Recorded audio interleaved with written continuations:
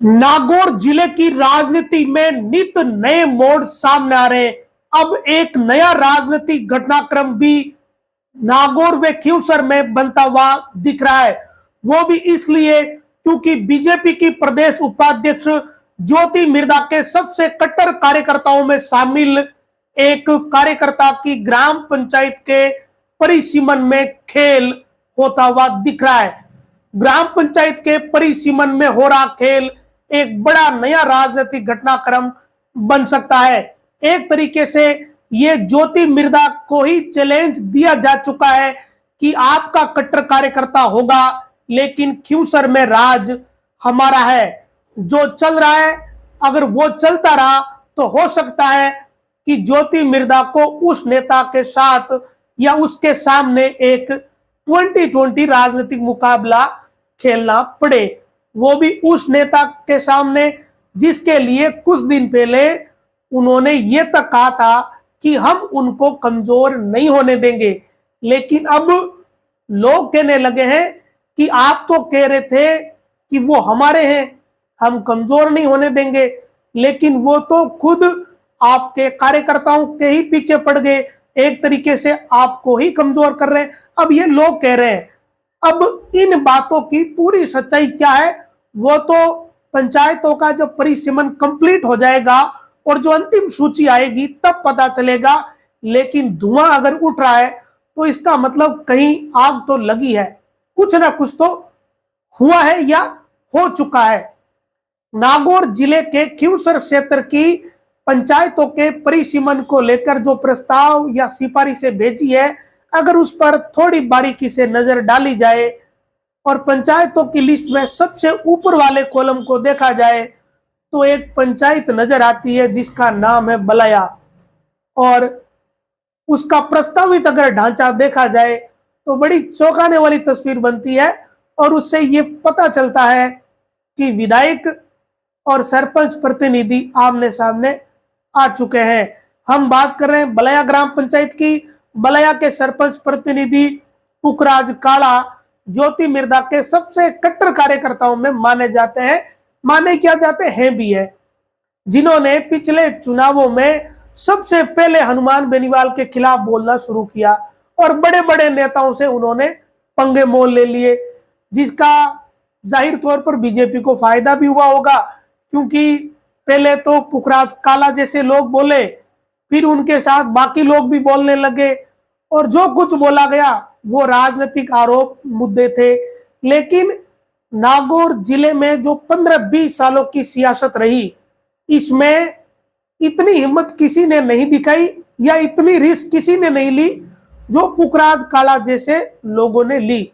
यही वो लोग हैं जिन्होंने ज्योति मिर्धा के बीजेपी ज्वाइन करने के बाद जब ज्योति मिर्धा यहाँ नागौर आई तो सबसे पहले ज्योति मिर्धा के साथ खड़े हुए और हनुमान बेनीवाल की कार्यशैली पर सवाल खड़े करने शुरू किए।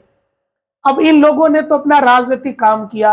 राजनीति में यही होता है कि किसी नेता के कोई कार्यकर्ता साथ रहता है तो वो सामने वाले नेता के खिलाफ बोलता है, लेकिन खिलाफ बोलने की भी हिम्मत चाहिए। लोगों में बड़ा डर है, यहाँ लोग हिम्मत वाले हैं नहीं, ये बात बिल्कुल सच है। तो जो कुछ बोला गया फिर धीरे धीरे बाकी लोग भी बोलने लगे और काफी लोग बोले और इसका बीजेपी को फायदा भी हुआ, डांगा को भी हुआ होगा जाहिर तौर पर, क्योंकि खींवसर के 2 चुनाव तो डांगा नहीं लड़े, ना तो ज्योति मिर्धा ने लड़े ना किसी और ने लड़े। लेकिन अब पंचायतों के परिसीमन को लेकर जो सिफारिशें या प्रस्ताव भेजे जा रहे हैं उसमें एक ऐसा प्रस्ताव है जिसने सबको चौंका दिया। एक तरीके से पैर ही काटे जा रहे हैं, एक तरीके से पुखराज काला को बड़ा झटका दे दिया है। अगर बलाया ग्राम पंचायत टूटी तो ये बात 100% तय मानिए कि काला को लोग ये कहने लगे हैं कि आपने उन नेताओं से पंगा मोल क्यों लिया, जबकि आपकी तो इतनी सी बात नेता रख नहीं पा रहे हैं। आपकी पंचायत को ही आपकी मर्जी के विपरीत जाकर उसका नए सिरे से परिसीमन कराया जा रहा है या सिफारिश कर दी गई है, कोशिश चल रही है। वैसे देखिए किसी भी क्षेत्र में पहला हक तो विधायक का भी होता है और उसका कायदा भी है क्योंकि वो वहां के विधायक है। लेकिन विधायक जिस पार्टी से हो, अगर उसी पार्टी के एक बड़े नेता का कार्यकर्ता भी वही हो, यानी सब एक ही पार्टी के लोग हो, तो भी अगर वो कार्यकर्ता शिकार हो जाए तो इसे क्या ही कहा जाएगा। ज्योति मिर्धा के कट्टर कार्यकर्ता को ही इसमें अगर लपेट दिया जाएगा तो फिर ये तो बड़ी विचित्र बात होगी। एक ही पार्टी के भीतर दो तीन तरह की चीजें एक तरीके से चल रही है। यहां सीधी सीधी बात ये लग रही है कि ज्योति मिर्धा के कट्टर कार्यकर्ता की बात रखने की बजाय दूसरा तरीका अपना कर एक तरीके से ज्योति मिर्धा को ही चैलेंज दे दिया गया है कि हमने तो हमारे हिसाब से प्रस्ताव भेज दिए या सिफारिश कर दी, अब जो करना है वो कर लो। ये वाकई में हो गया है, कागज तो यही बता रहे हैं। अब देखिए, आदमी व्यक्ति झूठ बोलता है, कागज कभी झूठ नहीं बोलता। जो कागज तो लिख दिया या सामने आ गया वो आ गया, कागज वैसे भी सच्चाई होता है।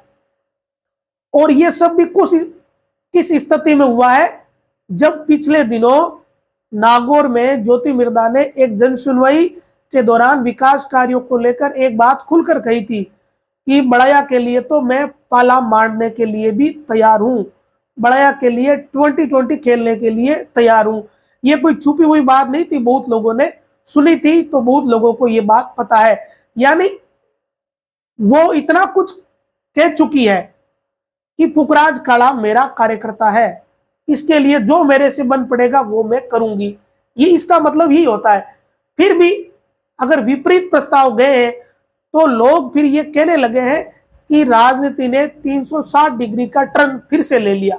थोड़े दिन पहले लिया था 360 डिग्री का टर्न, अब एक बार फिर ले लिया। नेताओं का भाई क्या ही कह सकते हैं। अब जरा पिछले दिनों के घटनाक्रमों को याद करिए। एक लेटर वायरल हुआ था खींवसर के विधायक रेवतराम डांगा का, कितना कुछ हुआ था सबको याद है, खूब सारी बातें हुई थी। ज्योति मिर्धा ने कहा कि वो रेवतराम डांगा के साथ खड़ी है और ये भी कहा कि हम डांगा जी को कमजोर नहीं होने देंगे। लेकिन ठीक 10-15 दिन बाद ज्योति मिर्धा के ही कार्यकर्ता के लिए एक चुनौती खड़ी हो गई कि वो कमजोर हो रहा है।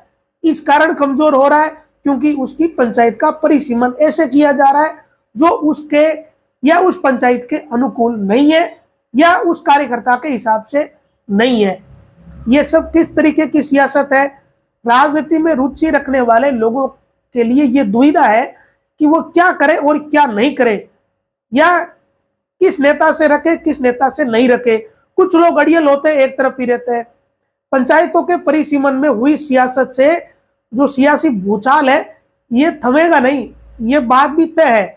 सियासत भी बड़ी अजीब चीज है कि जिस नेता के लिए एक नेत्री ने बड़ा पंगा मोल लिया, एक तरीके से बड़ा ही पंगा मोल लिया, जो इशारों में बयान दिया वो खुद के लिए तो नहीं दिया, क्योंकि ज्योति मिर्धा का तो पत्र वायरल नहीं हुआ था, पत्र तो किसी और का वायरल हुआ था और उनके लिए ही वो पंगा लिया गया। लेकिन अब उसी नेता का जो कट्टर कार्यकर्ता है वो अपनी बात नहीं रख पा रहा है या नहीं रखवा पा रहा है। कोई लंबा चौड़ा भी मामला नहीं, एक पंचायत का मामला इतना पहाड़ जैसा नहीं होता कि उसके लिए कोई लंबी चौड़ी बात है, वो बहुत छोटी सी बात है। इस बात को समझना कोई रॉकेट साइंस नहीं है कि ग्राम पंचायतों की सियासत आज भी उन नेताओं के लिए कितनी जरूरी है या जरूरी बना दी गई जो किसी समय सरपंच की राजनीति करते थे लेकिन अब बड़े बन चुके। सरपंच की राजनीति करने वाले लोग या नेता राजयोग के कारण अगर बड़े बन गए तो उन्हें अपना मन बड़ा रखना चाहिए, लेकिन उनका मन अभी भी पंचायतों में ही अटका हुआ है। अब इसका क्या ही उपाय है, अब इसका उपाय तो क्या ही हो सकता है, जबकि वो पूरे क्षेत्र के प्रतिनिधि हैं, पूरे क्षेत्र के, फिर भी पंचायत में मन अटका हुआ है या किसी ने अटका दिया होगा, ये भी हो सकता है। लोग बड़े कलाकार हैं, मन एक जगह अटकवा कर छोड़ देते हैं, बार बार एक ही बात को कही जाती है तो फिर उसको वही बात याद रहती है। खींवसर के दोनों चुनावों के दौरान क्या स्थिति रही, चुनाव कैसे तैयार हुआ, ये किसी से छुपा हुआ नहीं है। किसने क्या किया, किसने क्या नहीं किया, किसने कितने प्रयास किए, किस कार्यकर्ता ने प्रयास किए, किस नेता ने प्रयास किए, वो पुरानी बातें हैं। लेकिन अब जो पंचायतों के परिसीमन में इतना कुछ हो रहा है तो वो लोग पुरानी बातें कुरेदने लगे, याद करने लगे। अगर इस बार पंचायतों का परिसीमन पूरा होने पर बड़ाया ग्राम पंचायत में केवल बड़ाया गांव ही रहता है तो लोग ये मानेंगे कि ज्योति मिर्धा को डबल क्रॉस कर दिया गया, इससे ज्योति मिर्दा की भी कमजोरी दिखेगी, क्योंकि उन्होंने खुद ही एक जनसुनवाई के दौरान कहा था कि बड़ाया के लिए तो मैं पाड़ा मार दूंगी। और अगर इसके बावजूद अगर कुछ अलग होता है तो लोग फिर बातें करेंगे, अंदाजे लगाएंगे। वैसे भी जो प्रस्ताव या सिफारिश भेजी है उसके बाद भी लोग अंदाजा लगाने लगे हैं। हालांकि अभी ये प्राइमरी स्टेज है, अभी चीजें कंप्लीट नहीं हुई है। अब आप कहेंगे कि एक पंचायत के मामले की इतनी चर्चा क्यों हो रही है, इतनी कौन सी बड़ी बात है जो कि इतनी लंबी बात को घसीट रहे हो? वो इसलिए क्योंकि नागौर और खींवसर इन दोनों क्षेत्रों की राजनीति में रुचि रखने वाले सभी लोगों की इस पर नजर है। और जो तीनों पार्टियों से जुड़े हुए लोग हैं यहाँ, चाहे बीजेपी हो, चाहे कांग्रेस हो, चाहे आरएलपी हो, यहाँ तीनों पार्टियों के ही लोगों की नजर इस पंचायत पर है। क्योंकि मारवाड़ी में लोग कहते हैं कि भाई इनको तो न्योतो गाइलुड़ हो। तो पुखराज काड़ा उन लोगों में है जिन्होंने लोगों को न्योता दे रखा है। न्योता ऐसे दे रखा है कि इन्होंने हनुमान बेनीवाल की जबरदस्त खिलाफत की थी। चुनाव के दौरान बहुत बातें बोली, अपने नेता के पक्ष में बोली और बेनीवाल के खिलाफ बोली। तो वास्तव में ऐसा ही है, जब न्योता डाल रखा है तो लोग ध्यान रखेंगे कि इसकी पंचायत में क्या होगा, देखेंगे, अब मजा आएगा। वो सामान्य बात है, लोग तो फिर मजे लेंगे। ज्योति मिर्दा ने बीजेपी ज्वाइन कर ली तो फिर ये लोग भी जो ज्योति मिर्दा के साथ थे सब बीजेपी में आ गए। और हर नेता की तरह अपने कार्यकर्ताओं की उन्होंने पीठ भी थपथपाई। और राजनीतिक पाला जब मंडा तो पुखराज काला जैसे लोगों ने सबसे पहले मोर्चा खोला हनुमान बेनीवाल के खिलाफ। और इसी कारण ये सब की नजरों में आ गए।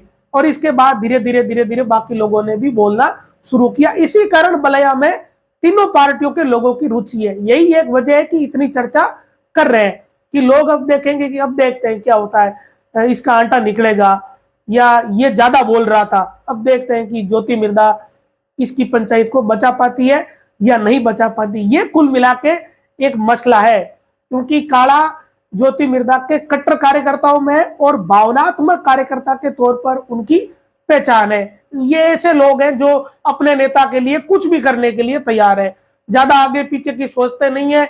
अगर अपने नेता ने कह दिया तो वो सब करने के लिए तैयार है। अब ऐसे लोग हैं तभी हनुमान बेनीवाल जैसे ताकतवर नेता से पंगा ले लिया, वरना इनको कौन सा विधायक बनना था या कौन सा विधायक का चुनाव लड़ना था जो इतनी सारी बातें बोली गई। वो पुराने सारे वीडियो सोशल मीडिया पर पड़े हैं, आप लोग देख ही लोगे, उससे पता चल जाएगा कि क्या क्या बोला। तो जब ऐसी परिस्थिति है तो लोग ऐसा भी कह सकते हैं कि पुखराज काला की पीठ पर तो ज्योति मिर्दा का हाथ था, इस कारण वो बोल रहे थे। लेकिन और भी तो कार्यकर्ता बहुत थे, उनकी पीठ पर भी तो ज्योति मिर्दा का ही हाथ था। अगर वो उनके साथ खड़े तो वो तो नहीं बोल रहे। चुनिंदा लोगों ने ही सबसे पहले ये बातें बोलनी शुरू की, फिर धीरे धीरे लोगों का मन खुला और बहुत सारी बातें बोली गई। वैसे वो सारी राजनीतिक बातें थी, राजनीति में ये सब चीजें होती रहती है, लेकिन ऐसा 15 सालों में पहली बार ही हुआ था जब इतना कुछ बोला गया, वरना यहाँ किसी में इतनी हिम्मत नहीं होती थी, चाहे जो भी वजह रही। अब ऐसी सारी परिस्थितियों के बावजूद अगर बड़ाया ग्राम पंचायत टूट जाती है तो लोग फिर ये कहेंगे और कहने भी लगे कि अब पता चलेगा, चुनाव के दौरान तो बहुत बोल रहे थे, अब देखते हैं कि कौन मदद करता है। इसी कारण ये एक ऐसी पंचायत बन गई जिस पर सारी पार्टियों के लोगों की नजर है। लोग अपने अपने हिसाब से परिसीमन चाहते हैं और इसके पीछे की वजह भी यही है कि ये कट्टर कार्यकर्ता है, तो कट्टर कार्यकर्ता को एक तरीके से अंदर खाने सबक सिखाने की कोशिश हो रही है कि इसको सबक सिखाओ। और इससे ये भी हो जाएगा कि देखो ज्योति मिर्दा की चलती नहीं है, ये अपने कट्टर कार्यकर्ता की पंचायत भी नहीं बचा पाई, दोनों काम हो जाएंगे। तो उसी हिसाब से उस चीज को डेवलप किया जा रहा है। अब जो परिस्थितियां बनी है उस कारण बड़ाया ग्राम पंचायत के इकलौती उम्मीद भी ज्योति मिर्दा ही बची है। अब देखना ये कि ये परिसीमन का जो अंतिम रिजल्ट है वो किस हिसाब से आता है। अपने हिसाब से सिपाही से खींवसर वालों ने तो भेज दी, उस हिसाब से तो मामला पुखराज काला के लिए खराब है। लेकिन अगर कोई और बदलाव आता है या सिफारिश मजबूत रहती है तब हो सकता है कुछ परिवर्तन हो जाए। राजनीति में कुछ कह नहीं सकते। अब इससे पहले आपको पता ही है कि पिछले चुनावों के दौरान पुखराज काला ने जहां जहां भाषण दिए या अपने गांव में दिए तो वो बड़ा चैलेंज देकर ये कहते थे कि मुंदियाड़ और बरण गांव जो कि मेरी पड़ोस की पंचायत है, उनमें जो काम है उससे बेहतर काम मेरा होगा। और बड़ैया में काम भी बहुत हुए, ये कोई छुपी हुई बात नहीं है। लेकिन इसका फायदा क्या मिला? आज तो परिसीमन की भेंट चढ़ गई बड़ैया ग्राम पंचायत और ऐसी परिस्थितियां बन गई जो कम से कम उन लोगों के अनुकूल नहीं है जो आज सत्ता में है। अब काला जैसे लोगों के साथ दिक्कत ये है कि ये अड़ियल लोग हैं, अड़ जाते हैं, चाहे इनका स्वभाव को या इनकी आदत को या अपने नेता के लिए भावनात्मक रूप से समर्पित कहो इनको। राजनीति में लोग इधर से उधर होते रहते हैं, लेकिन पुखराज काला जैसे लोग इतने कट्टर होते हैं कि वो वन वे रहते हैं और एक जगह ही हाजिरी लगाने का इनका कॉन्सेप्ट रहता है। हर नेता के दरवाजे पर ये लोग नहीं भटकते। अब ऐसे लोग अपने नेता के लिए मर मिटने, नुकसान उठाने के लिए भी तैयार रहते हैं, यानी ज्यादा लंबी चौड़ी नहीं सोचते, कि इतना ही सोचते हैं कि ठीक है हमारा ये नेता है और इस नेता के लिए हम काम कर रहे हैं। ज्यादा आगे पीछे की ये लोग सोचते नहीं है। अब एक नेता के पास ऐसे लोगों की संख्या कम ही होती है, कोई बहुत ज्यादा नहीं होती, लेकिन जितने भी होते हैं वो उस नेता के लिए बड़े फायदे के होते हैं। आप याद करिए कि हनुमान बेनीवाल के पास ऐसे लोगों की संख्या बहुत है जो भावनात्मक रूप से बेनीवाल से जुड़े हुए हैं। वो कार्यकर्ता अपना नफा नुकसान नहीं देखते, ये नहीं देखते कि हमें हनुमान बेनीवाल से ये फायदा मिलेगा, वो फायदा मिलेगा, हमें कोई टिकट मिलेगी, हमें कोई ठेका मिलेगा, ये मिलेगा, ऐसा कुछ नहीं सोचते। बहुत सारे ऐसे लोग हैं जो पिछले 15-20 सालों से उनके साथ लगे हुए हैं, कारण कि भावनात्मक रूप से वो जुड़े हुए हैं। वो ज्यादा लंबी चौड़ी नहीं सोचते, बस इतना ही सोचते हैं कि हमारा नेता आगे बढ़े। अब ऐसे कार्यकर्ता चाहे वो ज्योति मिर्दा वाले हो, हनुमान बेनीवाल वाले हो या किसी और वाले हो, इनको फायदा भी होता है और नुकसान भी होता है। फायदा कम होता है और नुकसान इनको ज्यादा होता है, क्योंकि ये कट्टर है। कट्टर है तो फिर वो कभी कैसी भी परिस्थिति बन जाए तो दूसरे नेता की जाकर गरज करते नहीं, झुकते नहीं है, समझौता नहीं करते। अब पूरा सार ये कि बड़ैया, अमंडा, बीटवाड़ अगर ये रहता है पंचायत में, तब तो ये मान लिया जाएगा कि ज्योति मिर्दा ने अपनी बात रख ली। और अगर केवल बड़ैया रहती है तो ये मान लेना कि तलवारें खींच गई है और एक 2020 का राजनीतिक मुकाबला होना तय है। कुल मिलाकर नागौर जिले में कट्टर कार्यकर्ताओं के लिए बड़ी मुश्किल है स्थिति। चाहे आप किसी भी नेता से जुड़े हुए हो, जब आप सत्ता में होते हो तब तो भला होने की बजाय कोई ना कोई आपकी टांग खींच देता है। कायदे से तो सत्ता में हो तब भला होना चाहिए, लेकिन यहाँ सत्ता में भी कुछ ऐसा खेल होता है कि लोग आटा निकाल लेते हैं, पीछे से टांग खींच लेते हैं और कलाकारी कर देते हैं। अब सब नेताओं को राजी रखना या सबसे रखना तो कोई संभव भी नहीं है ये चीजें। अब देखना ये कि इन कट्टर कार्यकर्ताओं का क्या बनेगा। क्या ये कट्टर कार्यकर्ता अपनी पंचायत को वैसे रखवा लेंगे जैसी रखना चाहते हैं, या फिर जिस नेता का मन अभी भी पंचायतों में अटका हुआ है, अभी भी सरपंचाई में अटका हुआ है, वो अपनी बात रखवा लेंगे। ये देखना बड़ा ही दिलचस्प है और इस बात पर मैंने पहले भी कहा वीडियो में, बहुत लोगों की नजर है। अगर ये जो कॉन्सेप्ट है ये खराब हुआ तो पॉलिटिकली तलवारें खिंच जाएंगी। जो लोग साथ में थे वो फिर साथ में नहीं रहेंगे, अगर दिखेंगे तो भी ये मान लेना कि मन से फिर वो साथ में नहीं है, क्योंकि एक दो लोगों के लिए या किसी नेता के एक दो कार्यकर्ता जो मजबूत होते हैं उनकी बात अगर कोई नेता रखता है तो उससे वो कोई छोटा नहीं हो जाता, और अगर वो नहीं रखता इसका मतलब वो उस नेता से भी नहीं रखना चाहता। इस तरीके के फिर अंदाजे लगते हैं, लोग फिर चर्चा करेंगे। इसीलिए जब से ये प्रस्ताव या सिफारिश वाली बात लोगों को पता चली है, उसके बाद इसी बात पर चर्चा चल रही है कि बड़ैया का क्या होगा। इतने कट्टर कार्यकर्ता बनकर खूब बवाल काटा था, लेकिन अब पता चलेगा कि किसकी चलती है और किसकी नहीं चलती है। फिर लोग पुराने बयान भी निकालेंगे कि हम लोग तो पहले ही कह रहे थे कि ये तो ऐसा ही करेंगे। ये भी चीज साथ में, तो बहुत सारे राजनीतिक समीकरण इससे नए बनेंगे। और पंचायतों और नगर निकायों की राजनीति भी कोई छोटी राजनीति आजकल नहीं रही, और इससे जो भी सरपंच बनता है या जो भी नया सिस्टम बैठता है वो फिर 5 साल उस नेता के आगे पीछे दौड़ता है। और कोई विपक्ष का बन जाए तो फिर उस क्षेत्र से कार्यकर्ता भी नेता के पास कम आते हैं। इसका फर्क तो पड़ता ही है। तो देखते हैं आगे क्या रहता है। इस वीडियो को लेकर आप कोई प्रतिक्रिया देना चाहते हो तो कमेंट बॉक्स में अपनी प्रतिक्रिया दे सकते हैं। नमस्कार।